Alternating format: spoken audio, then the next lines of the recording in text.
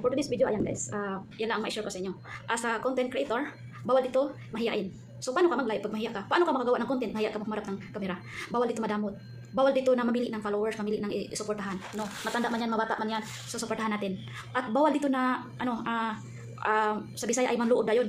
Siyempre, hindi lang ikaw ang followers, hindi lang ikaw ang content creator. So, marami kang followers, for example. So, siyempre, lalo na pag, kasi dito, limited lang. Minsan ay ma-restrict ka pa, na sobrahan pag-engage mo, sobrahan pag-comment mo. Kaya, bawal po dito. Kailangan, tapos ganun, isipin mo, i-block ko na siya, ano ko na siya, unfriend ko na siya kasi hindi siya bumalik sa akin. Hindi siya nag-RB sa akin.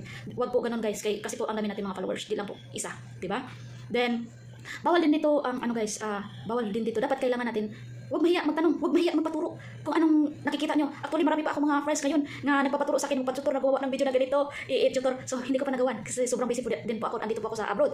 And, ayun, dami nagtatanong sa akin, Sisi, anong ginagawa? Ako kasi sa voice over ko. Guys, hindi nga ako nahiya guys, subana ako guys. Kayo pa kaya?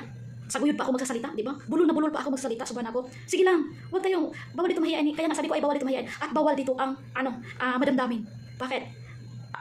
May tao na gusto yung post mo, may tao na ayaw yung post mo, kaya binabas ka, di ba? So bawal dito yung madamdamin. Kailangan natin tibayan ng loob, at kailangan din natin dito sipag at syaga. At pag-upload araw-araw, lalo na pag monetize na, kahit hindi monetize, keep going lang tayo. Ganun lang. So yun lang po ang tips ko as a content creator. So ayun lang, kunting kasi this time guys, wala akong may content dahil wala dito ang amo kong babae. Kami lang dalawa ni matanda, tapos amo kong lalaki ay wala din dito. Minsan hindi siya kumain dito, doon sa kapatid niya. So dalawa lang kami ni matanda. So wala akong may content na pagluluto. So ito na lang ang aking may content as a tip as a content creator.